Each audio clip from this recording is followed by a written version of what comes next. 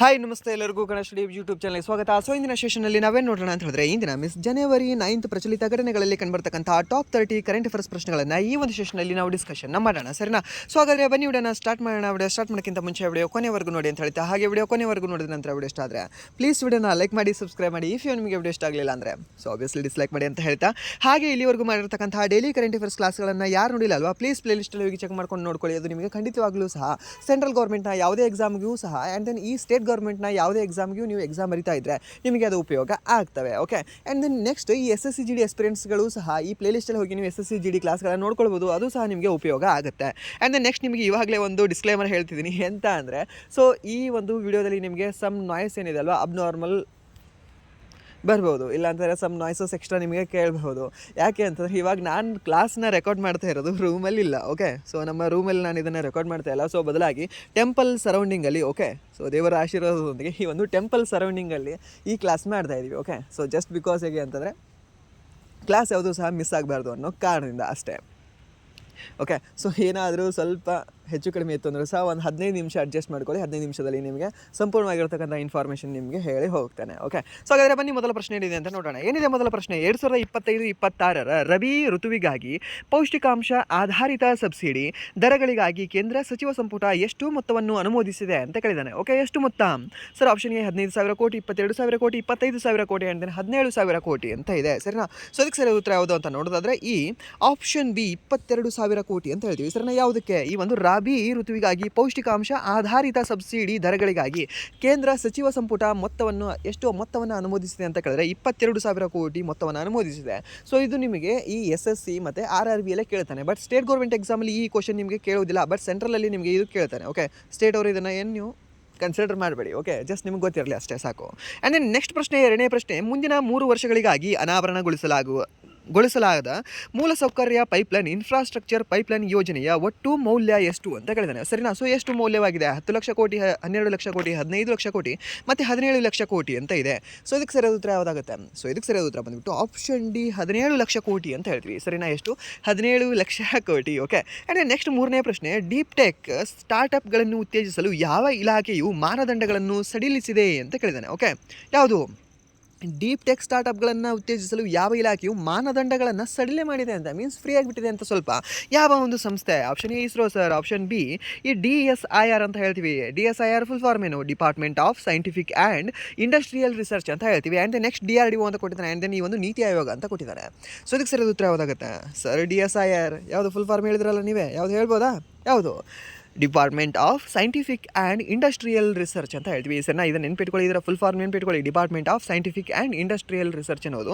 So ಈ ಒಂದು ಸಂಸ್ಥೆ ಏನಿದೆ ಅಲ್ವಾ, ಈ ಡೀಪ್ ಟೆಕ್ ಸ್ಟಾರ್ಟಪ್ಗಳನ್ನು ಉತ್ತೇಜಿಸಲು ಈ ಒಂದು ಇಲಾಖೆ ಮಾನದಂಡಗಳನ್ನು ಸಡಿಲಿಕೆ ಮಾಡಿದೆ. ಓಕೆ, ಸೊ ಇದು ಇಂಪಾರ್ಟೆಂಟ್ ಆಗುತ್ತೆ ನಿಮಗೆ. ಆ್ಯಂಡ್ ದೆನ್ ನೆಕ್ಸ್ಟ್ ಪ್ರಶ್ನೆ, ಆಯುಷ್ ವಲಯವು ಇತ್ತೀಚೆಗೆ ಯಾವ ದೇಶಗಳೊಂದಿಗೆ ಒಪ್ಪಂದ ಮಾಡಿಕೊಂಡಿದೆ ಅಂತ ಕೇಳಿದ್ದೇನೆ. ಓಕೆ, ಈ ಒಂದು ಆಯುಷ್ ಏನಿದೆ ಅಲ್ವಾ, ಸೊ ಇದು ಯಾವ ದೇಶಗಳೊಂದಿಗೆ ಒಪ್ಪಂದ ಮಾಡಿಕೊಂಡಿದೆ?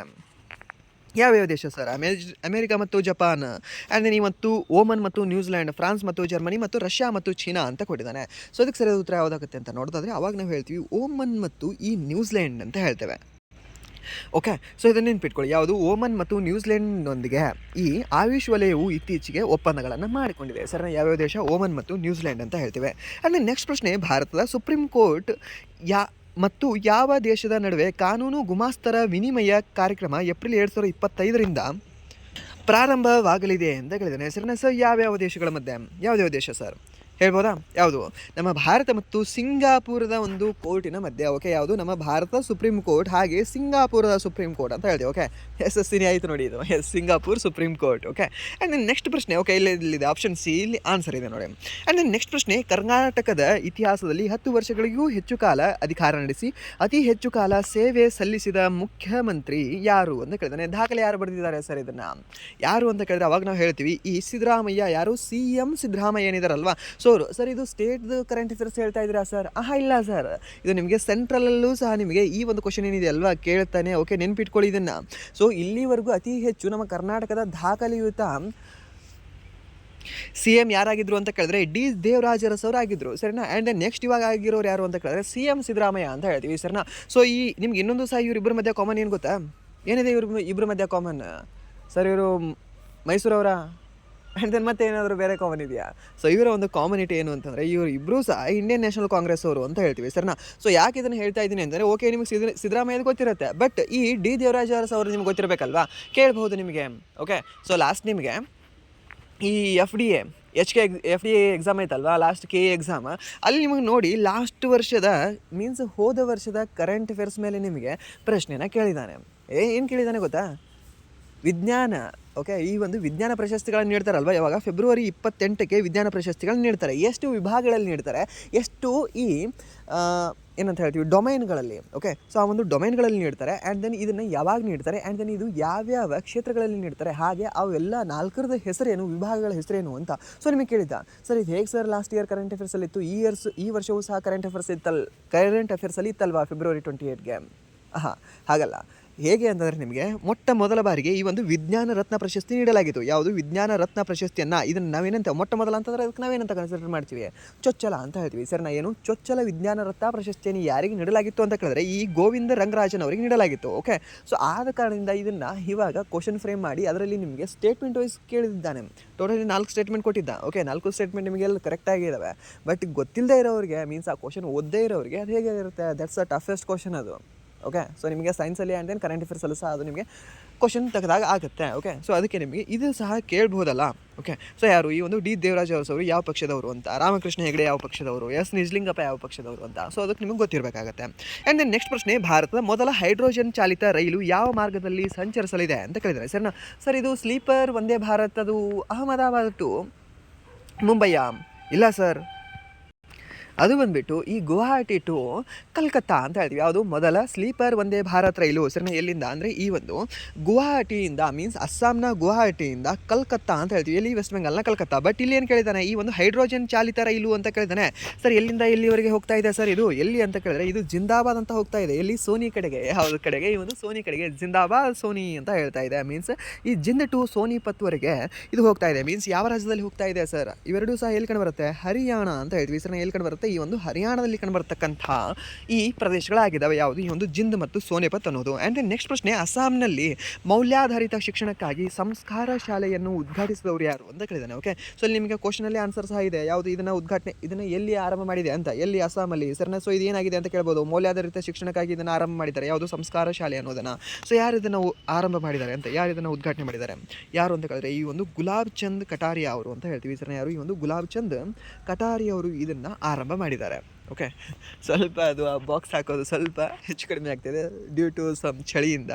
ಆ್ಯಂಡ್ ದೆನ್ ನೆಕ್ಸ್ಟ್ ಪ್ರಶ್ನೆ, ಇತ್ತೀಚೆಗೆ ಪಾಕಿಸ್ತಾನದ ರಾವಲ್ಪಿಂಡಿಯಲ್ಲಿ ಯಾವ ಪ್ರಾಚೀನ ರಾಜವಂಶಗಳ ನಾಣ್ಯಗಳು ಪತ್ತೆಯಾಗಿವೆ ಅಂತ ಕೇಳ್ತಾನೆ ಸರ್. ಯಾವ ನಾಣ್ಯಗಳು ಅಂತ ಕೇಳಿದ್ರೆ ಈ ಒಂದು ಕುಶಾನ ರಾಜವಂಶಕ್ಕೆ ಸಂಬಂಧಪಟ್ಟಿರ್ತಕ್ಕಂಥ ನಾಣ್ಯಗಳು ಸಿಕ್ಕಿವೆ. ಎಲ್ಲಿ? ರಾವಲ್ಪಿಂಡಿಯಲ್ಲಿ ಕಂಡುಬರುತ್ತೆ, ಪಾಕಿಸ್ತಾನದಲ್ಲಿ ಕಂಡುಬರುತ್ತೆ. ಎಲ್ಲಿ? ಒಂದು ಪಾಕಿಸ್ತಾನದಲ್ಲಿ ಕಂಡುಬರುತ್ತೆ. ರಾವಲ್ಪಿಂಡಿಯಲ್ಲಿ ಈ ಮುಲ್ತಾನ್ ಮಟ್ಟಿ ಏನಿದೆ ಅಲ್ವಾ, ಸಖತ್ ಸಿಗುತ್ತೆ ಅಲ್ಲಿ, ಫೇಮಸ್ ಅಲ್ಲಿ. ಎಲ್ಲಿ? ರಾವಲ್ಪಿಂಡಿಯಲ್ಲಿ. ಓಕೆ, ಮುಖಕ್ಕೆ ಹಚ್ಕೊಳ್ತಾರಲ್ಲ, ಓಕೆ ಅದೇ. ಆ್ಯಂಡ್ ದೆನ್ ನೆಕ್ಸ್ಟ್ ಪ್ರಶ್ನೆ, RBI ಪ್ರಸ್ತಾಪದ ಪ್ರಕಾರ ಬ್ಯಾಂಕ್ಗಳ ಲಾಭಾಂಶ ಪಾವತಿಗೆ ಗರಿಷ್ಠ ಎಷ್ಟು ಮಿತಿಯನ್ನು ಹೊಂದಿರಬೇಕು ಅಂತ ಕೇಳಿದ್ದೇನೆ. ಓಕೆ, ಲಾಭಾಂಶ ಈ ಒಂದು ಡಿವೈಡೆಂಡ್ ಏನಿದೆ ಅಲ್ವಾ, ಅದು ಪಾವತಿಗೆ ಗರಿಷ್ಠ ಎಷ್ಟು ಮಿತಿಯನ್ನು ಹೊಂದಿರಬೇಕು ಅಂತ. ಎಷ್ಟು ಮಿತಿಯನ್ನು ಹೊಂದಿರಬೇಕು ಸರ್? ಎಷ್ಟು ಅಂತ ಕೇಳಿದ್ರೆ ಈ ಒಂದು 75% ಮಿತಿಯನ್ನು ಹೊಂದಿರಬೇಕು ಅಂತ ಹೇಳ್ತೀವಿ ಸರ್. ಎಷ್ಟು ಪರ್ಸೆಂಟ್ ಅಂತ ಕೇಳಿದ್ರೆ 75% ಮಿತಿಯನ್ನು ಹೊಂದಿರಬೇಕು. ಆ್ಯಂಡ್ ದೆನ್ ನೆಕ್ಸ್ಟ್ ಪ್ರಶ್ನೆ, ಹೂಡಿಕೆದಾರರ ಶಿಕ್ಷಣಕ್ಕಾಗಿ ಸೆಬಿ ಮಾರುಕಟ್ಟೆ ಡೇಟಾವನ್ನು ಎಷ್ಟು ದಿನಗಳ ವಿಳಂಬದೊಂದಿಗೆ ನೀಡಲು ಪ್ರಸ್ತಾಪಿಸಿದೆ ಅಂತ ಕೇಳಿದ್ದೇನೆ. ಓಕೆ, ಎಷ್ಟು ದಿನಗಳ ಕಾಲ ಅಂತ ಕೇಳಿದ್ರೆ ಈ ಒಂದು 30 ದಿನಗಳ ಕಾಲ ವಿಳಂಬದೊಂದಿಗೆ ನೀಡಲು ಪ್ರಸ್ತಾಪಿಸಿದೆ. ಯಾವುದು? ಈ ಒಂದು SEBI, securities exchange board of India ಅಂತ ಹೇಳ್ತೀವಿ ಸರ್. ಇದನ್ನು ನೆನ್ಪಿಟ್ಕೊಳ್ಳಿ. ಇದ್ರ ಫುಲ್ ಫಾರ್ಮ್ ಕೇಳ್ಬೋದು. ಇದು ಸ್ಥಾಪನೆ ಆಗಿರೋದು ಯಾವಾಗ ಅಂತ ಕೇಳ್ಬೋದು, 1988ರಲ್ಲಿ ಇದು ಸ್ಥಾಪನೆ ಆಗಿದೆ. ಆ್ಯಂಡ್ ಇದಕ್ಕೆ ಶಾಸನಾತ್ಮಕ ಸ್ಥಾನಮಾನ ಸಿಕ್ಕಿರೋದು ಯಾವಾಗ ಅಂತ ಕೇಳ್ತಾನೆ. ಅವಾಗ ನೀವು ಹೇಳಬೇಕಾಗುತ್ತೆ ಸರ್ 1992ರಲ್ಲಿ ಇದು ಸಿಕ್ತು ಸರ್. ಯಾವಾಗ? ಒಂದು 4 ವರ್ಷ ಆದ ನಂತರ ಅಂತ. ಆ್ಯಂಡ್ ದೆನ್ ನೆಕ್ಸ್ಟ್ ಪ್ರಶ್ನೆ, ಆಕ್ಸಿಸ್ ಬ್ಯಾಂಕ್ ಸುರಕ್ಷತಾ ಕೇಂದ್ರದ ಪ್ರಮುಖ ಉದ್ದೇಶವೇನು ಅಂತ ಕೇಳಿದ್ದೇನೆ ಸರ್. ಏನಾಗಿದೆ ಇದರ ಒಂದು ಪ್ರಮುಖ ಉದ್ದೇಶ? ಡಿಜಿಟಲ್ ಬ್ಯಾಂಕಿಂಗ್ ಬೆದರಿಕೆಗಳಿಂದ ರಕ್ಷಣೆಯನ್ನು ನೀಡುವುದು ಇದರ ಒಂದು ಉದ್ದೇಶವಾಗಿದೆ ಸರ್. ಏನು? ಡಿಜಿಟಲ್ ಬ್ಯಾಂಕಿಂಗ್ ಬೆದರಿಕೆಗಳಿಂದ ರಕ್ಷಣೆಯನ್ನು ನೀಡುವುದೇ ಇದರ ಒಂದು ಉದ್ದೇಶವಾಗಿದೆ. ಯಾವುದು? ಒಂದು ಆಕ್ಸಿಸ್ ಬ್ಯಾಂಕ್ ಸುರಕ್ಷತಾ ಕೇಂದ್ರದ ಒಂದು ಪ್ರಮುಖ ಉದ್ದೇಶ. ಆ್ಯಂಡ್ ದೆನ್ ನೆಕ್ಸ್ಟ್ ಪ್ರಶ್ನೆ, ಈ INDRA ವರದಿಯ ಪ್ರಕಾರ ಫೈನಾನ್ಷಿಯಲ್ ಇಯರ್ 2027 ಭಾರತದ GDPಯ ಬೆಳವಣಿಗೆ ಅಂದಾಜು ದರ ಎಷ್ಟು ಅಂತ ಕೇಳಿದ್ದೇನೆ ಸರ್. ಎಷ್ಟಾಗಿದೆ ಇದು? ಎಷ್ಟಾಗಿದೆ ಅಂತ ಹೇಳ್ಬೋದಾ? ಎಷ್ಟಿದೆ, ಎಷ್ಟು ಇರಬಹುದು ಅಂತ ಕೇಳಿದ್ರೆ 6.9% ಇರಬಹುದು ಅಂತ ಹೇಳಿದ್ದಾರೆ ಸರ್ನ. ಎಷ್ಟು ಪರ್ಸೆಂಟ್ ಅಂತ ಕೇಳಿದ್ರೆ ಈ ಒಂದು 6.9% ಅಂತ ಹೇಳ್ತೇವೆ. ಆ್ಯಂಡ್ ದೆನ್ ನೆಕ್ಸ್ಟ್ ಪ್ರಶ್ನೆ, ಶೂನ್ಯ ಫಾರೆಕ್ಸ್ ಮಾರ್ಕಪ್ ಹೊಂದಿರುವ ಡೈಮಂಡ್ ರಿಸರ್ವ್ ಕಾರ್ಡ್ ಅನ್ನು ಯಾವ ಬ್ಯಾಂಕ್ ಬಿಡುಗಡೆ ಮಾಡಿದೆ ಅಂತ ಕೇಳ್ತೇನೆ. Okay, so this is also ನಿಮಗೆ ಎಕನಾಮಿಕ್ಸ್ ಕರೆಂಟ್ ಅಫೇರ್ಸಲ್ಲಿ ಇದು ಕೇಳ್ತಾನೆ. ಓಕೆ, ಇದನ್ನು ನೆನ್ಪಿಟ್ಕೊಳ್ಳಿ, ಈ ರೀತಿಯ ಪ್ರಶ್ನೆ ನಿಮಗೆ ಬರ್ತವೆ, ಟಫ್ ಕ್ವಶನ್ ಅಂತ ಕನ್ಸಿಡರ್ ಆಗ್ತವೆ. ಯಾವುದು ಶೂನ್ಯ ಫಾರೆಕ್ಸ್ ಮಾರ್ಕಪ್ ಹೊಂದಿರುವ ಡೈಮಂಡ್ ರಿಸರ್ವ್ ಕಾರ್ಡ್, ಯಾವ ಕಾರ್ಡ್? ಈ ಒಂದು ಡೈಮಂಡ್ ರಿಸರ್ವ್ ಕಾರ್ಡನ್ನು ಯಾವ ಬ್ಯಾಂಕ್ ಬಿಡುಗಡೆ ಮಾಡಿದೆ? ಯಾವ ಬ್ಯಾಂಕ್ ಬಿಡುಗಡೆ ಮಾಡಿದೆ ಸರ್? ಯಾವುದು ಅಂತ ಕೇಳಿದ್ರೆ ಈ ಒಂದು IDFC ಫಸ್ಟ್ ಬ್ಯಾಂಕ್ ಅಂತ ಹೇಳ್ತೀವಿ. ಇದನ್ನು IDFC ಫಸ್ಟ್ ಬ್ಯಾಂಕ್ ಎಲ್ಲಿ ಜಾಸ್ತಿ ಕೇಳ್ತೀವಿ ನಾವು? ಐ ಥಿಂಕ್ ಇನ್ ಅಡ್ವರ್ಟೈಸ್ಮೆಂಟಲ್ಲಿ IDFC ಫಸ್ಟ್ ಬ್ಯಾಂಕ್ ಅಂತ ಸ್ಪೋರ್ಟ್ಸ್ ಚಾನಲಲ್ಲಿ ಇದು ಜಾಸ್ತಿ ಹಾಕ್ತಿರ್ತಾರೆ ನೋಡಿ ಇದನ್ನು. ಸೊ ಆ ಬ್ಯಾಂಕ್ ಯಾವುದು? ಈ ಒಂದು ಡೈಮಂಡ್ ರಿಸರ್ವ್ ಕಾರ್ಡನ್ನು ಅದು ಬಿಡುಗಡೆ ಮಾಡಿದೆ. ಯಾವುದಕ್ಕೆ ಕಾರಣಕ್ಕಾಗಿ? 0 ಫಾರೆಕ್ಸ್ ಮಾರ್ಕಪ್ನ ಅದು ಹೊಂದಿದೆ. ಸೊ ಆ ಕಾರಣಕ್ಕಾಗಿ ಅದನ್ನು ಬಿಡುಗಡೆ ಮಾಡಿದ್ದಾರೆ. ಆ್ಯಂಡ್ ನೆಕ್ಸ್ಟ್, AI ನಿರ್ವಹಣಾ ವ್ಯವಸ್ಥೆಗಾಗಿ ISO IEC 42001 ಪ್ರಮಾಣೀಕರಣ ಪಡೆದ ಮೊದಲ ಪಾವತಿ ತಂತ್ರಜ್ಞಾನ ಕಂಪನಿ ಯಾವುದು ಅಂತ ಕೇಳಿದ್ದೇನೆ. ಹೆಸರನ್ನ ಯಾವ ಕಂಪನಿ ಆಗಿದೆ ಸರ್ ಇದು? ಯಾವ ಕಂಪನಿ? ಅವಾಗ ಹೇಳ್ತೀವಿ ಯಾವುದು? ಈ ಒಂದು FSS ಅಂತ ಹೇಳ್ತೀವಿ. ಯಾವುದು? ಈ ಒಂದು FSS financial software and systems ಅಂತ ಹೇಳ್ತೇವೆ. ಆ್ಯಂಡ್ ದೆನ್ ನೆಕ್ಸ್ಟ್ ಪ್ರಶ್ನೆ ಏನಿದೆ? ನೆಕ್ಸ್ಟ್ ಪ್ರಶ್ನೆ, ಚರ್ಮ ರಫ್ತು ಕೌನ್ಸಿಲ್ ನೂತನ ಅಧ್ಯಕ್ಷರಾಗಿ ಯಾರು ನೇಮಕಗೊಂಡಿದ್ದಾರೆ ಸರ್? ಓಕೆ, ಯಾರು ನೇಮಕಗೊಂಡಿದ್ದಾರೆ ಸರ್ ಇವರು? ಯಾರು? ಈ ರಮೇಶ್ ಕುಮಾರ್ ಜುನೇಜಾ ಅವರು. ಯಾರು? ಈ ಒಂದು ರಮೇಶ್ ಕುಮಾರ್ ಜುನೇಜಾ ಅವರು. ಈ ಚರ್ಮ ಅಂತಂದರೆ ನೆನಪು ಬಂತು ನನಗೆ. ಎಂತ ಅಂದರೆ, ಒಂದು 2 days ಬ್ಯಾಕ್ ಒಂದು ಶುಗರ್ ಫ್ಯಾಕ್ಟ್ರಿಯಲ್ಲಿ, ಎಲ್ಲಿ ಶುಗರ್ ಫ್ಯಾಕ್ಟ್ರಿ? ಬೈಲಹೊಂಗಲ ತಾಲೂಕಿನಲ್ಲಿ ಕಂಡುಬರ್ತಕ್ಕಂಥ ಒಂದು ಶುಗರ್ ಫ್ಯಾಕ್ಟ್ರಿಯಲ್ಲಿ 8 ಜನರ ಮೇಲೆ ಸ್ಟೀಮ್ ಹಾದು 8 ಜನ ಮೃತಪಟ್ಟಿದ್ದಾರೆ. ಓಕೆ, ಮೀನ್ಸ್ ಅವರ ಚರ್ಮ ಏನಿದೆ ಅಲ್ವಾ, ಕಂಪ್ಲೀಟಾಗಿ ಬರ್ನೌಟ್ ಆಗಿದೆ. ಓಕೆ, ಮೀನ್ಸ್ ಇದು ಯಾಕೆ ಹೇಳ್ತಾ ಇದ್ದೀನಿ ಅಂತಂದರೆ, ಇಷ್ಟು ನಿರ್ಲಕ್ಷ್ಯ ಹೊಂದಿರತಕ್ಕಂತಹ ಸರ್ಕಾರ ನಮ್ಮ ಸುತ್ತಮುತ್ತ ಇದೆ. ಆ್ಯಂಡ್ ದೆನ್ ಇಷ್ಟು ನಿರ್ಲಕ್ಷ್ಯ ಹೊಂದಿರತಕ್ಕಂತಹ ಮಾಲೀಕರೇನಿದಾರಲ್ವ, ಮುಟ್ಟಾಳರು ಅಂತ ಹೇಳ್ಬೋದು. ಸೊ ಅಂಥ ಎಲ್ಲರೂ ಸಹ ನಮ್ಮ ಮಧ್ಯನೇ ಇದ್ದಾರೆ. ಸೊ ಅದಕ್ಕೆ ನಿಮ್ಮ ಮನೆಯಲ್ಲಿ ಯಾರಾದರೂ ಡ್ಯೂಟಿಗೆ ಹೋಗ್ತಾ ಇದ್ದರೆ, ಲೈಕ್ ಇವಾಗ ಬೇರೆ ಎಲ್ಲಾದರೂ ಹೋಗಲಿ, ಪ್ರೈವೇಟಲ್ಲಿ ಹೋಗ್ತಾ ಇದ್ದರೆ, ಸೊ ಅವರಿಗೆ ಒಂದು ಮಾತು ಹೇಳಿ, ಸೇಫ್ ಆಗಿರಿ ನೀವು. ಫಸ್ಟ್ ನಿಮ್ಮ ಸೇಫ್ಟಿ ಮುಖ್ಯ, ಅದಾದ ನಂತರ ನೆಕ್ಸ್ಟ್ ವರ್ಕ್ ಅಂತ. ಓಕೆ, ಸೊ ಇದು ಹೇಗೆ ಅಂತಂದರೆ, ಓಕೆ ಅವ್ರಿಗೆ ಹೋಯಿತು, ಇವಾಗ 8 ಜನರ ಪ್ರಾಣ ಹೋಯಿತು, ಫ್ಯಾಕ್ಟ್ರಿ ಏನು ಹೋಗುತ್ತೆ ಅವರಿಗೆ? ಸೊ ಜಾಸ್ತಿ ಅಂತಂದರೆ ಒಂದು ಪ್ರತಿಯೊಬ್ಬರಿಗೂ ಸಹ ತಲೆ ಅಂತೆ ಒಂದು 25 ಲಕ್ಷ ಕೊಟ್ಟಿದ್ದಾರೆ ಅಲ್ವಾ. ಬಟ್ ಹೋಗಿರೋ ಪ್ರಾಣ ಬರುತ್ತಾ? ಬರಲ್ಲ. ಯಾರ್ದೋ ತಂದೆ, ಯಾರ್ದೋ ಅಣ್ಣ, ಯಾರ್ದೋ ತಮ್ಮ, ಬರಲ್ಲ ಅಲ್ವಾ. ಸೊ ಅದಕ್ಕೆ ಮೀನ್ಸ್ ನಿಮಗೆ ಗೊತ್ತಿರೋರು, ನಿಮ್ಮ ಫ್ರೆಂಡ್ಸ್ ಆಗಿರಲಿ, ಯಾರೋ ಆಗಿರಲಿ, ಅವರು ಡ್ಯೂಟಿಗೆ ಹೋಗ್ತಾ ಇದ್ರೆ, ಇಲ್ಲಾಂದರೆ ನೀವೇ ಹೋಗ್ತಾ ಇದ್ರು ಸಹ first safety important. Okay, so ಸೇಫ್ಟಿಯಾಗಿ ನೀವು ಮಾಡ್ತಾ ಇದ್ದರೆ ನಾಳೆನೂ ಸಹ ಮಾಡ್ಬೋದು ಕೆಲಸ. ಬಟ್ ಪ್ರಾಣ ಹೋಯಿತು ಅಂದರೆ ನಾಳೆ ಬಂದು ನೀವು ಮತ್ತೆ ಕೆಲಸ ಮಾಡೋಕ್ಕಾಗಲ್ಲ. ಓಕೆ, ಸೊ ಅದಕ್ಕೆ ಸ್ವಲ್ಪ ಸೇಫ್ ಆಗಿರಿ. ಯಾಕಂದರೆ ಇದು ನಾವು ಭಾರತದಲ್ಲಿ ಬದುಕ್ತಾ ಇರೋದು. ಓಕೆ, ಸೊ ಅದಕ್ಕೆ ನಾವು ಸೇಫಾಗಿ ಇರಲೇಬೇಕಾಗುತ್ತೆ. ನಮ್ಮ ಒಂದು ಸೆಲ್ಫ್ ಇರಬೇಕಾಗತ್ತೆ ನಮಗೆ. ಓಕೆ, ಆ್ಯಂಡ್ ದೆನ್ ನೆಕ್ಸ್ಟ್, ಈ ಜನರಲ್ ವಿಮಾ ಕೌನ್ಸಿಲ್ನ ನೂತನ CEO ಯಾರು ಅಂತ ಕೇಳಿದ್ರೆ. ಓಕೆ, ಇಲ್ಲಿ ಯಾರು ಇದ್ದಾರೆ ಹೇಳ್ಬೋದಾ? ಯಾರು? ಈ ಒಂದು ಚರ್ಮ ರಫ್ತು ಕೌನ್ಸಿಲ್ನ ನೂತನ ಅಧ್ಯಕ್ಷರು ಯಾರು? ಮರ್ತ್ಬಿಟ್ರಾ? ಇಲ್ಲ ಸರ್, ಯಾರು? ಈ ರಮೇಶ್ ಕುಮಾರ್ ಜುನೇಜಾ ಅಂತ ಹೇಳ್ತೀವಿ. ಅಂದರೆ ನೆಕ್ಸ್ಟ್, ಈ ಒಂದು ಜನರಲ್ ವಿಮಾ ಕೌನ್ಸಿಲ್ನ ನೂತನ CEO ಯಾರು ಅಂತ. ಓಕೆ, ಸೊ ಇದನ್ನು ಸಹ ನೆನ್ಪಿಟ್ಕೊಳ್ಳಿ. ಅದು ನಿಮಗೆ ರಮೇಶ್ ಅವರು ಸಹ ಇಂಪಾರ್ಟೆಂಟ್ ಆಗ್ತಾರೆ, ಆ್ಯಂಡ್ ದೆನ್ ಇವರು ಸಹ ಇಂಪಾರ್ಟೆಂಟ್ ಆಗ್ತಾರೆ, ನೆನ್ಪಿಟ್ಕೊಳ್ಳಿ. ಯಾರು? ಈ ಜನರಲ್ ವಿಮಾ ಕೌನ್ಸಿಲ್ನ ನೂತನ CEO ಯಾರು ಅಂತ ಕೇಳಿದ್ರೆ ಅವಾಗ ನಾವು ಹೇಳಬೇಕಾಗುತ್ತೆ ಯಾರು ಸರ್? ಈ S ಪ್ರಕಾಶ್ ಅವರು ಅಂತ ಹೇಳಬೇಕಾಗುತ್ತೆ. ಹೆಸರನ್ನ ಯಾರು? ಈ ಒಂದು S ಪ್ರಕಾಶ್ ಅಂತ ಹೇಳ್ತೀವಿ. ಯಾರು? S ಪ್ರಕಾಶ್. ಈ S ಪ್ರಕಾಶ್ ಅವರು ಜನರಲ್ ವಿಮಾ ಕೌನ್ಸಿಲ್ನ, ಮೀನ್ಸ್ ಜನರಲ್ ಇನ್ಶೂರೆನ್ಸ್ ಕೌನ್ಸಿಲ್ನ ನೂತನ CEO ಆಗಿದ್ದಾರೆ. Okay, so this is the important question ನಿಮಗೆ. ಆ್ಯಂಡ್ ದೆನ್ ನೆಕ್ಸ್ಟ್ ಪ್ರಶ್ನೆ, ಗಡಿ ಭದ್ರತೆಗಾಗಿ ಭಾರತೀಯ ಸೇನೆಯು ರಚಿಸಿರುವ ಡ್ರೋನ್ ಆಧಾರಿತ ವಿಶೇಷ ಪಡೆ ಹೆಸರೇನು ಅಂತ ಕೇಳಿದ್ದೇನೆ. ಹೆಸರನ್ನ ಸೊ ಏನಾಗಿದೆ ಇದು ಸರ್? ಇದು ನಮ್ಮ ಭೈರವ ಪಡೆ. ಯಾವ ಪಡೆ? ಈ ನಮ್ಮ ಭೈರವ ಪಡೆ ಅಂತ ಹೇಳ್ತೀವಿ. ಯಾವ ಪಡೆ? ಭೈರವ ಪಡೆ, ನೆನ್ಪಿಟ್ಕೊಳ್ಳಿ. ಓಕೆ ಸರ್, ಇದು ನಮ್ಮ ಕರ್ನಾಟಕ ರಿಲೇಟೆಡ್ ವರ್ಡ್ ಅನಿಸುತ್ತೆ, ಭೈರವ. ಓಕೆ, ಸೊ ಇದು ಆಗಕ್ಕೆ ಸಾಧ್ಯ ಇಲ್ಲ ಸರ್ ಅಂತ. ಓಕೆ, ಬಟ್ ಇದು ನೀವು ಗೆಸ್ ಮಾಡಿದರೆ ಇದು ಆಪ್ಷನ್ ನೀವು ಫಸ್ಟ್ ಎಲಿಮಿನೇಟ್ ಮಾಡ್ತೀರಾ. ಬಟ್ ಇದಕ್ಕೆ ಆನ್ಸರ್ ಯಾವುದು ಅಂದರೆ ಇದೇ ಒಂದು ಭೈರವ ಪಡೆ ಅಂತ ಹೇಳ್ತೀವಿ. Okay, this is the important question. ಇದನ್ನು ಸಹ ನೆನ್ಪಿಟ್ಕೊಳ್ಳಿ, ಯಾಕೆಂದರೆ ನಿಮಗೆ ಸೈನ್ಸ್ ಆ್ಯಂಡ್ ಟೆಕ್ ಮೇಲೆ ಈ ರೀತಿಯ ಪ್ರಶ್ನೆ ನಿಮಗೆ ಕೇಳ್ತಾನೆ. ಆ್ಯಂಡ್ ದೆನ್ ನೆಕ್ಸ್ಟ್ ಪ್ರಶ್ನೆ, ಸ್ವದೇಶಿ ನಿರ್ಮಿತ ಲಘು ಯುದ್ಧ ವಿಮಾನ ತೇಜಸ್ ಮೊದಲ ಹಾರಾಟ ನಡೆಸಿ ಎಷ್ಟು ವರ್ಷಗಳು ಪೂರ್ಣಗೊಂಡಿವೆ ಅಂತ ಕೇಳಿದ್ದೇನೆ. ಸರ್ನ ಎಷ್ಟು ವರ್ಷಗಳು ಪೂರ್ಣಗೊಂಡಿವೆ ಹೇಳ್ಬೋದಾ? ಎಷ್ಟು ಸರ್? ಇದು ಹಾರಾಟ ಆಗಿ 25 ವರ್ಷಗಳು ಪೂರ್ಣಗೊಂಡಿವೆ. ಎಷ್ಟು ವರ್ಷಗಳು ಅಂತ ಕೇಳಿದ್ರೆ ಈ ಒಂದು 25 ವರ್ಷಗಳು ಪೂರ್ಣಗೊಂಡಿವೆ. ಮೀನ್ಸ್ 2000ರಲ್ಲಿ ಇದು ಹಾರಾಟ ನಡೆಸಿತ್ತು. ಓಕೆ, ಸೊ ಮೀನ್ಸ್ ಇವಾಗ ಎಷ್ಟು? 25 ವರ್ಷಗಳು ಕಂಪ್ಲೀಟ್ ಆಗಿದ್ದಾವೆ. ಆ್ಯಂಡ್ ನೆಕ್ಸ್ಟ್ ಪ್ರಶ್ನೆ, ಕರ್ನಾಟಕದಲ್ಲಿ ಮಹಿಳೆಯರಿಗೆ ಉಚಿತ ಬಸ್ ಪ್ರಯಾಣವನ್ನು ಒದಗಿಸುವ ಯೋಜನೆ ಯಾವುದು ಸರ್? ಯಾವುದು ಸರ್? ಶಕ್ತಿ ಯೋಜನೆ ಅಲ್ವಾ? ನಾವು ಮರೆದ್ರೂ ಇದು ನಮ್ಮನ್ನು ಮರೆಯಲ್ಲ, ಅದು ನಮ್ಮನ್ನು ಮರೆತರೂ ನಾವು ಅದನ್ನು ಮರೆಯಲ್ಲ. ಸೊ ಆ ರೀತಿಯ ಒಂದು ಯೋಜನೆ ಇದು. ಯಾವುದು? ಶಕ್ತಿ ಯೋಜನೆ. ಓಕೆ, ಆ್ಯಂಡ್ ದೆನ್ ಗೃಹಲಕ್ಷ್ಮಿ ಯೋಜನೆ ಏನು? 2000 ಬರುತ್ತಲ್ವಾ, 2K. ಸೊ ಅದು ಗೃಹಲಕ್ಷ್ಮಿ ಯೋಜನೆ. ಆ್ಯಂಡ್ ದೆನ್ ಗೃಹಜ್ಯೋತಿ ಯೋಜನೆ 200 ಯೂನಿಟ್ ಅಂತ ಹೇಳಿದ್ರು, ಬಟ್ ಆ್ಯಕ್ಚುಲಿ ಅದು ಎವರೇಜ್ ಮೇಲೆ ಏನೋ ಬೇರೆ ಮಾಡಿ ಕೊಡ್ತಾ ಇದ್ದಾರೆ ಇದು. ಓಕೆ, ಸೊ ಅದನ್ನು ಸಹ ನೀವು ಗೊತ್ತಿರಲಿ ನಿಮಗೆ. ಆ್ಯಂಡ್ ದೆನ್ ನೆಕ್ಸ್ಟ್ ಅನ್ನಭಾಗ್ಯ ಯೋಜನೆ. ಅದು ಅನ್ನದ ರಿಲೇಟೆಡ್ ಮೀನ್ಸ್ ಅದು ಎಷ್ಟು 30 kg ಎಲ್ಲ ಕೊಡ್ತಿದ್ರು ಅಂತ ಹೇಳಿದ್ರಲ್ವ, ಎಕ್ಸಾಕ್ಟ್ ನನಗೆ ಗೊತ್ತಿಲ್ಲ ಅನ್ನಭಾಗ್ಯದ್ದು. ಸೊ ಅದನ್ನು ನೀವು ನೆನ್ಪಿಟ್ಕೊಳ್ಳಿ. ಬಟ್ ಇಲ್ಲಿ ನಿಮ್ಗೆ ಗೊತ್ತಿರಲ್ಲ ಯಾವುದು ಅಂದರೆ, ಈ ಒಂದು ಮಹಿಳೆಯರಿಗೆ ಉಚಿತ ಬಸ್ ಪ್ರಯಾಣವನ್ನು ಒದಗಿಸುವ ಯೋಜನೆ ಹೆಸರು ಯಾವುದು ಅಂತ ಕೇಳಿದ್ರೆ ಒಂದು ಶಕ್ತಿ ಯೋಜನೆ ಅಂತ ಹೇಳ್ತೀವಿ ಸರ್. ಯಾವ ಯೋಜನೆ? ಶಕ್ತಿ ಯೋಜನೆ. ಆ್ಯಂಡ್ ನೆಕ್ಸ್ಟ್ ಪ್ರಶ್ನೆ, ವಿಶ್ವದ ಮೊದಲ ಬಹುರಾಷ್ಟ್ರೀಯ IIT ಮಲ್ಟಿನ್ಯಾಷನಲ್ IIT ಆಗಲು ಯಾವ ಸಂಸ್ಥೆಯು ಜಾಗತಿಕ ಉಪಕ್ರಮವನ್ನು ಪ್ರಾರಂಭಿಸಿದೆ ಅಂತ ಕೇಳಿದೆ. ಓಕೆ, ಸೊ ಇದು ಆಲ್ಸೋ ನಿಮ್ಗೆ ಇಂಪಾರ್ಟೆಂಟ್ ಆಗುತ್ತೆ. ಯಾವುದು ಸರ್ ಇದು ಆಗಕ್ಕೆ ಟ್ರೈ ಮಾಡ್ತಾ ಇರೋದು? ಯಾವ ದೇಶ ಹೇಳ್ಬೋದಾ? ಯಾವ ದೇಶ ಅಂತ ಹೇಳಿ ನೋಡುವ. IIT ಬಾಂಬೆನಾ? IIT ಮದ್ರಾಸಾ? ಹೌದು, ಈ ಒಂದು IIT ಮದ್ರಾಸನ್ ಇದೆಯಲ್ವಾ, ಸೊ ಇದು ಮಲ್ಟಿನ್ಯಾಷನಲ್ IIT ಆಗೋಕ್ಕೆ ಒಂದು ಪ್ರಯತ್ನನ ಮಾಡ್ತಾ ಇದೆ ಸರ್. ಯಾವುದು? ಈ ಒಂದು IIT ಮದ್ರಾಸ್ ಅಂತ ಹೇಳ್ತೀವಿ. ಆ್ಯಂಡ್ ದೆನ್ ನೆಕ್ಸ್ಟ್ ಪ್ರಶ್ನೆ, ದೃಷ್ಟಿಹೀನರಿಗಾಗಿ ವಿಜುವಲಿ ಇಂಪೇರ್ಡ್ ಭಾರತದ ಮೊದಲ ಬ್ರೈಲ್ ಗ್ರಂಥಾಲಯವನ್ನು ಯಾವ ರಾಜ್ಯದಲ್ಲಿ ತೆರೆಯಲಾಗಿದೆ? ಓಕೆ, ಸೊ ಇದು ಭಾರತದ ಮೊದಲ ಅಂತ ಹೇಳಿದ್ದಾರೆ. ಓಕೆ, ಇಂಪಾರ್ಟೆಂಟ್ ಆಗುತ್ತೆ. ಫಸ್ಟ್ ಸರ್ ನೆನ್ಪಿಟ್ಕೊಳ್ಳಿ ಇದನ್ನು. ಯಾವುದು? ಈ ಒಂದು ಭಾರತ ಮೊದಲ ಬ್ರೈಲ್ ಗ್ರಂಥಾಲಯ ಯಾವ ರಾಜ್ಯದಲ್ಲಿ ತೆರೆಯಲಾಗಿದೆ ಸರ್? ಯಾವ ರಾಜ್ಯದಲ್ಲಿ ತೆರೆಯಲಾಗಿದೆ? ಯಾವ ರಾಜ್ಯ ಅಂತ ಕೇಳಿದ್ರೆ ಈ ಒಂದು ಉತ್ತರ ಪ್ರದೇಶದಲ್ಲಿ ಇದನ್ನು ತೆರೆಯಲಾಗಿದೆ ಸರ್. ಯಾವುದು? ಭಾರತ ಮೊದಲ ಬ್ರೈಲ್ ಗ್ರಂಥಾಲಯ ಎಲ್ಲಿ ಅಂತ ಕೇಳಿದ್ರೆ ಈ ಉತ್ತರ ಪ್ರದೇಶದಲ್ಲಿ ಇದನ್ನು ತೆರೆಯಲಾಗಿದೆ ಸರ್. ಯಾವ ಪ್ರದೇಶ? ಈ ಒಂದು ಉತ್ತರ ಪ್ರದೇಶ ಅಂತ ಹೇಳ್ತೀವಿ. ಆ್ಯಂಡ್ ನೆಕ್ಸ್ಟ್ ಪ್ರಶ್ನೆ, ಇತ್ತೀಚೆಗೆ ಪಾಕಿಸ್ತಾನವು ಯಶಸ್ವಿಯಾಗಿ ಪರೀಕ್ಷಿಸಿದ ತೈಮೂರ್ ಎನ್ನುವುದು ಏನು ಅಂತ ಕೇಳಿದ್ರೆ ಏನಾಗಿದೆ ಈ ಒಂದು ತೈಮೂರ್ ಅನ್ನೋದು? ತೈಮೂರ್ ಎನ್ನುವುದು ಇದೊಂದು ಏರ್ ಲಾಂಚ್ ಕ್ರೂಸ್ ಕ್ಷಿಪಣಿಯಾಗಿದೆ. ಓಕೆ, ಇದು ಏನಾಗಿದೆ ಅಂದರೆ ಈ ಒಂದು ಏರ್ ಲಾಂಚ್ ಕ್ರೂಸ್ ಕ್ಷಿಪಣಿಯಾಗಿದೆ. ಏನು ಈ ಒಂದು ತೈಮೂರ್ ಅನ್ನೋದು? ಓಕೆ, ತೈಮೂರ್ನ ದೊರೆ ಹೇಗಾಗಿದ್ದಾರೆ? ಲಂಗಡಾ ದೊರೆ ಅಲ್ವಾ ಆತ? ಮೀನ್ಸ್ ಅದನ್ನು ಏನಂತ ಹೇಳ್ತೀವಿ? ಕುಂಟು ದೊರೆ ಅಥವಾ ಮೀನ್ಸ್ ಕುಂಟಿರ್ತಕ್ಕಂಥ ದೊರೆ ಅಂತ ಹೇಳ್ಬೋದಾ? ಆತ ಲಂಗಡಾ ದೊರೆ ಅಂತ ಹೇಳ್ತೀವಿ ಇದನ್ನು. ಓಕೆ, ಯಾರನ್ನು? ಈ ಒಂದು ತೈಮೂರ್ ದೊರೆಯನ್ನು. ಓಕೆ, ಸೊ ಮಧ್ಯಕಾಲೀನ ಇತಿಹಾಸದಲ್ಲಿ ಕಂಡು ಬರ್ತಾನೆ ಈತ. ಸೊ ನಮ್ಮ ಭಾರತ ಮೇಲೆ ಆಕ್ರಮಣ ಮಾಡಿ ಭಾರತವನ್ನು ಗೆದ್ದಿದ್ದ ಸಾಹಿತ ಯಾರು? ತೈಮೂರ್ನ ದೊರೆ. ಆ್ಯಂಡ್ ನೆಕ್ಸ್ಟ್ ಪ್ರಶ್ನೆ, ಇತ್ತೀಚೆಗೆ ನಿಧನರಾದ ಮನೋಜ್ ಕೊಠಾರಿ ಅವರು ಯಾವ ಕ್ರೀಡೆಗೆ ಸಂಬಂಧಿಸಿದವರು ಅಂತ ಕೇಳಿದಾನೆ. ಓಕೆ, ಯಾವುದಕ್ಕೆ ಸಂಬಂಧಿಸಿದರು ಈ ಒಂದು ಮನೋಜ್ ಕೊಠಾರಿ ಅವರು? ನಿಮ್ಮ SSC ಕ್ವಶನ್ ನೋಡ್ರಿ ಇದು. ಡೆತ್ತಾದವ್ರ ಮೇಲೆ ಸಾಕಷ್ಟು ಫೋಕಸ್ ಮಾಡ್ತಾನೆ SSC ಅವನು. ಯಾರು ಇವರು? ಈ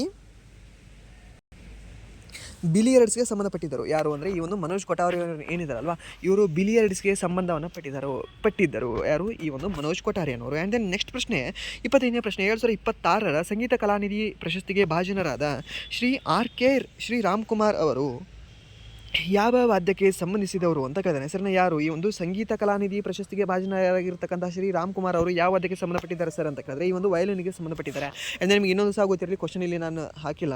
ಸೊ ಯಾವುದು ಅಂತ ಕೇಳಿದ್ರೆ ನಿಮಗೆ ಅದಕ್ಕೆ 2026 ನೃತ್ಯ ಕಲಾನಿಧಿ ಅವಾರ್ಡ್ ಯಾರಿಗೆ ಸಿಕ್ಕಿದೆ ಅಂತ ಕೇಳಿದ್ರೆ ಅವಾಗ ನೀವು ಹೇಳಬೇಕಾಗುತ್ತೆ ಊರ್ಮಿಳಾ. ಓಕೆ, ಯಾರು? ಈ ಒಂದು ಊರ್ಮಿಳಾ ಅವ್ರಿಗೆ ಸಿಕ್ಕಿದೆ ಅಂತ ಹೇಳಬೇಕಾಗುತ್ತೆ. ಓಕೆ, ಯಾರು? ಊರ್ಮಿಳಾ. ಈ 2026 ನೃತ್ಯ ಕಲಾನಿಧಿ ಅವಾರ್ಡನ್ನು ಯಾರಿಗೆ ನೀಡಿ ಗೌರವಿಸಲಾಗಿದೆ ಅಂತ ಕೇಳಿದ್ರೆ ಊರ್ಮಿಳಾ ಸತ್ಯನಾರಾಯಣ ಅಂತ ಹೇಳ್ತೀವಿ. Okay, this is the most important SSC question ಇದು.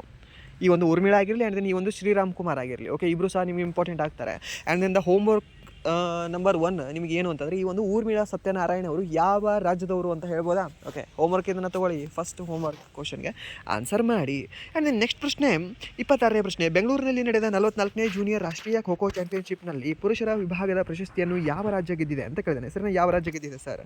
ನಮ್ಮ ಕರ್ನಾಟಕ ಸರ್. ಯಾವುದು ರಾಜ್ಯ ಅಂದರೆ ನಮ್ಮ ಕರ್ನಾಟಕ ಗೆದ್ದಿದೆ ಇದನ್ನು. ಯಾವುದರಲ್ಲಿ? ಈ ಒಂದು ಬೆಂಗಳೂರಲ್ಲಿ ನಡೆದಿರ್ತಕ್ಕಂಥ 44ನೇ ಜೂನಿಯರ್ ರಾಷ್ಟ್ರೀಯ ಖೋ ಖೋ ಚಾಂಪಿಯನ್ಶಿಪ್ಪನ್ನು ನಮ್ಮ ಕರ್ನಾಟಕ ಗೆದ್ದಿದೆ. ಆ್ಯಂಡ್ ದೆನ್ ನೆಕ್ಸ್ಟ್ ಪ್ರಶ್ನೆ, ಈ ಒಂದು ಖುದ್ಬಾತ್ ಎ ಮೋದಿ ಲಾಲ್ ಕಿಲೆ ಕಿ ಫಸಲ್ ಸೇ ಎಂಬ ಪುಸ್ತಕವನ್ನು ಯಾರು ಬಿಡುಗಡೆ ಮಾಡಿದ್ದಾರೆ ಅಂತ ಕೇಳಿದಾನೆ. ಯಾರು ಬಿಡುಗಡೆ ಮಾಡಿದ್ದಾರೆ ಇದನ್ನು ಧರ್ಮೇಂದ್ರ ಪ್ರಧಾನ್ ಅವರು ಬಿಡುಗಡೆ ಮಾಡಿದ್ದಾರೆ. ಆ್ಯಂಡ್ ದೆನ್ ನೆಕ್ಸ್ಟ್ ಪ್ರಶ್ನೆ, ಇತ್ತೀಚೆಗೆ ವಿಶ್ವಸಂಸ್ಥೆಯ ಭದ್ರತಾ ಮಂಡಳಿಯ ಯುನೈಟೆಡ್ ನೇಷನ್ ಸೆಕ್ಯೂರಿಟಿ ಕೌನ್ಸಿಲ್ನ ಅಶಾಶ್ವತ ಸದಸ್ಯರಾಗಿ ಓಕೆ ಮೀನ್ಸ್ ನಾನ್ ಪರ್ಮನೆಂಟ್ ಮೆಂಬರ್ಸ್ ಆಗಿ ಆಯ್ಕೆಯಾದ ದೇಶಗಳ ಪಟ್ಟಿಯಲ್ಲಿ ಈ ಕೆಳಗಿನ ಯಾವುದು ಸೇರಿದೆ ಅಂತ ಕೇಳಿದಾನೆ ಸರ್. ಯಾವುದು ಸೇರಿದೆ ಅಂತ ಕೇಳಿದ್ರೆ ಈ ಲಾಟ್ವಿಯಾ ಸೇರಿದೆ. ಸೊ ಹಾಗಾದರೆ ಈ ಲಾಟ್ವಿಯಾ ಜೊತೆ ಬೇರೆ ಯಾವ್ಯಾವ ದೇಶಗಳು ಸೇರಿವೆ ಅಂತ ನಿಮಗೂ ಗೊತ್ತಿರಬೇಕು. ಯಾವುದೇ ದೇಶ?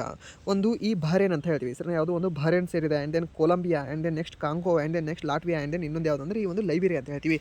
BCCLL ಅಂತ ಹೇಳ್ತೀವಿ, ಇಲ್ಲ ಅಂದರೆ BC square and then L square ಅಂತ ನೀವು ನೆನಪಿಟ್ಕೊಳ್ಳಿ. ಯಾವುದು? ಒಂದು ಬಹರೇನ್, ಕಾಂಗೋ, ಕೊಲಂಬಿಯಾ, ಈ ಲಾಟ್ವಿಯಾ, ಇನ್ನೊಂದು ಯಾವುದು ಹೇಳಿದೆ ನಿಮಗೆ? ಈ ಲೈಬೀರಿಯಾ. ಓಕೆ, ಸೊ ಈ 5 ನೀವು ನೆನಪಿಟ್ಕೊಳ್ಳಿ. ಆ್ಯಂಡ್ ದೆನ್ ನೆಕ್ಸ್ಟ್ 29ನೇ ಪ್ರಶ್ನೆ, ಕಡಲ ಭದ್ರತೆ ಮತ್ತು ವಿಪತ್ತು ನಿರ್ವಹಣೆಗಾಗಿ ಅಮಿತ್ ಶಾ ಅವರು ಸಮಗ್ರ ಭದ್ರತಾ ಹಬ್ ಇಂಟಿಗ್ರೇಟೆಡ್ ಸೆಕ್ಯೂರಿಟಿ ಹಬ್ ಅನ್ನು ಎಲ್ಲಿ ಪ್ರಾರಂಭಿಸಿದ್ದಾರೆ? ಓಕೆ, ಕನ್ನಡ ಸ್ಟಡಿ ಹಬ್ ಎಲ್ಲಿ ಪ್ರಾರಂಭವಾಗಿದೆ ಸರ್? ಕರ್ನಾಟಕದಲ್ಲಿ. ಹಾಗೆ ಈ ಒಂದು ಇಂಟಿಗ್ರೇಟೆಡ್ ಸೆಕ್ಯೂರಿಟಿ ಹಬ್ ಎಲ್ಲಿ ಪ್ರಾರಂಭವಾಗಿದೆ ಅಂತ ಕೇಳಿದ್ರೆ ಸೊ ಇದು ಪ್ರಾರಂಭವಾಗಿರೋದು ಅಂಡಮಾನ್ ನಿಕೋಬಾರ್ ದ್ವೀಪಗಳಲ್ಲಿ. ಓಕೆ, ಸೊ ನಾವು ಸಹ ಒಂದಿನ ಹೋಗೋಣ ಇಲ್ಲಿ. ಓಕೆ, ಆ್ಯಂಡ್ ದೆನ್ ನೆಕ್ಸ್ಟ್ ಈ ಒಂದು ಕ್ಲಾಸಿನ ಕೊನೆಯ ಪ್ರಶ್ನೆ, ಹಾಗೆ ಈ ಒಂದು homework number 2 question and then the most important question for 2026. Okay, so ಏನಿದೆ, ಭಾರತದ ಗಣರಾಜ್ಯೋತ್ಸವ 2026ಕ್ಕೆ ಮುಖ್ಯ ಅತಿಥಿಗಳಾಗಿ ಯಾರನ್ನು ಆಹ್ವಾನಿಸಲಾಗಿದೆ ಅಂತ ಕೇಳಿದ್ದೇನೆ ಸರಿನಾ. ಸೊ ಇದಕ್ಕೆ ಆನ್ಸರ್ ನಾನೇ ಹೇಳಲ್ಲ ನಿಮಗೆ. ಓಕೆ ಆನ್ಸರ್ ನಾನೇ ಹೇಳ್ಬಿಡ್ತೀನಿ ತಗೊಳ್ಳಿ. ಯಾರು ಅಂತ ಕೇಳಿದ್ರೆ ಈ ಒಂದು ಉರ್ಸಾನ ವ್ಯಾನ್ ಡೇರ್ ಲೇನ್ ಅಂತ ಹೇಳ್ತೀವಿ. ಆ್ಯಂಡ್ ಈ ಒಂದು ಆಂಟೋನಿಯಾ ಕೋಸ್ಟಾ ಅವರನ್ನು ಮೀನ್ಸ್ ಈ ಇಬ್ಬರನ್ನೂ ಸಹ 2026 ಮುಖ್ಯ ಅತಿಥಿಗಳಾಗಿ ಆಹ್ವಾನಿಸಲಾಗಿದೆ. ಸೊ ನಿಮಗೆ ಹಾಗಾದರೆ ಹೋಮ್ವರ್ಕ್ 2 ಕೊಡಲೇಬೇಕಲ್ವಾ? ಓಕೆ ತಗೊಳ್ಳಿ. ಏನು ಇವರಿಬ್ಬರೂ ಸಹ ಯಾವ ದೇಶದವರು ಅಂತ. ಓಕೆ ಫಸ್ಟ್ ಕ್ವಶನ್ ನಿಮಗೆ ಹೇಳಿದ್ದೀನಲ್ವ, first homework. And then this is the second homework ಅಂತ ತಗೊಳ್ಳಿ. ಸೊ ಇವರಿಬ್ಬರು ಸಹ ಯಾವ ದೇಶದವರು ಅಂತ ನೀವು ಕಾಮೆಂಟ್ ಮಾಡಿ. ಓಕೆ ಸೊ ಆ್ಯಂಡ್ ದೆನ್ ಇಲ್ಲಿವರೆಗೂ ವಿಡಿಯೋ ನೋಡೋದಕ್ಕಾಗಿ ಫಸ್ಟ್ ಆಫ್ ಆಲ್ ಎಲ್ಲರಿಗೂ ಸಹ ಧನ್ಯವಾದಗಳು. ಆ್ಯಂಡ್ ದೆನ್ ಇಲ್ಲಿವರೆಗೂ ವಿಡಿಯೋ ನೋಡಿ ನಿಮಗೆ ಏನಾದರೂ ವಿಡಿಯೋ ಇಷ್ಟ ಆಗಿದೆ ಪ್ಲೀಸ್ ವಿಡಿಯೋನ ಲೈಕ್ ಮಾಡಿ, ಸಬ್ಸ್ಕ್ರೈಬ್ ಮಾಡಿ. ಇಫ್ ನಿಮಗೆ ವಿಡಿಯೋ ಇಷ್ಟ ಆಗಿಲ್ಲ ಅಂದರೆ ಸೊ ಆಬ್ವಿಯಸ್ಲಿ ಡಿಸ್ಲೈಕ್ ಮಾಡಿ ಅಂತ ಹೇಳ್ತಾ, ಹಾಗೆ ನಿಮ್ಮ ಯಾರಾದರೂ ಫ್ರೆಂಡ್ಸ್ ಈ ಕಾಂಪಿಟೇಟಿವ್ ಎಕ್ಸಾಮ್ ಓದ್ತಾ ಇದ್ರು, ಸೆಂಟ್ರಲ್ ಗೌರ್ಮೆಂಟ್ನ ಯಾವುದೇ ಎಕ್ಸಾಮ್ಗೆ ಪ್ರಿಪೇರ್ ಆಗ್ತಾ ಇದ್ರು ಅಂದರೆ ಈ ಕ್ಲಾಸ್ಗಳೇನಿದೆ ಅಲ್ವಾ, ಕರೆಂಟ್ ಅಫೇರ್ಸ್ ಕ್ಲಾಸ್ಗಳನ್ನು ಅವ್ರಿಗೂ ಸಹ ಸಜೆಸ್ಟ್ ಮಾಡಿ ಅಂತ ಹೇಳ್ತಾ ವಿಡಿಯೋನ ಇಲ್ಲಿಗೆ ಏನು ಮಾಡ್ತಿದ್ದೀನಿ. Once again thank you so much.